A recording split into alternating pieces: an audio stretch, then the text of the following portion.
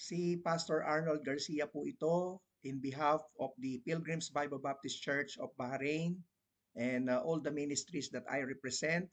I would like to greet you, our brethren from Pilgrims Thessalonica, a happy 6th church anniversary. Congratulations, Pastor Nick Estares and family, and all the members of the church there. Sariwang-sariwa pa rin po sa aking alaala ang kabutihan ng Panginoon ng kanyang buksan ang Thessalonica bilang isang gawain noong taong 2005. Sa kaparaanan po ng Panginoon, ako po ay na-assign noon ng 3 araw na work assignment diyan po sa Jeddah ng aming company mula sa Riyadh. Dahil wala po akong na-meet na kahit na isang Kristiyano, ako po ay nanalangin sa tabing dagat para ang Panginoon po ay magbigay ng paraan para muli ako makabalik po dyan at makapag-start ng bagong gawain.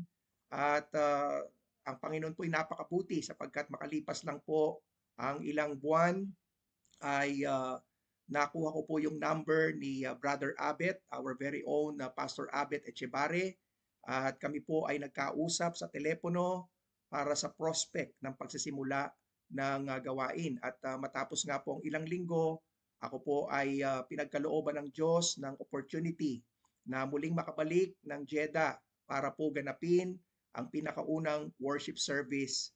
At kung hindi po ako nagkakamali, ay mga 7 yata po kami no, sa attendance nung araw po na yan. Kasama po si Brother Abet at si Brother Nat Magalong, ang kanyang pamilya, na ngayon po ay pareho ng mga pastor ng kanilang mga gawain. Sila po ang nagtulong at tumayong mga leaders at preachers sa Thessalonica, habang ako naman po ay pumupunta ng at least 1 o 2 beses sa loob po ng isang buwan during the early years of Thessalonica. At tulad po ng lahat ng gawain, maraming pinagdaanan ang ating Thessalonica at subalit ang lahat ng pinagdaanan na ito ay hindi po nagpabaya ang Panginoon at ang Panginoon ay patuloy na nag-provide, nagpala sa lahat ng mga pangangailangan. I have known Pastor Nick Estares and Sister Ellen even before the Lord brought them to Jeddah, because we used to fellowship with them in Dubai when we were visiting their church, no, under Pastor Flory Maloto, who is a good friend of mine. And never in my mind that God will someday use them to care for one of the works that God has enabled me to plant. Today, I rejoice with you in celebrating your anniversary. I am thankful to God for counting me one way or another a part of your church.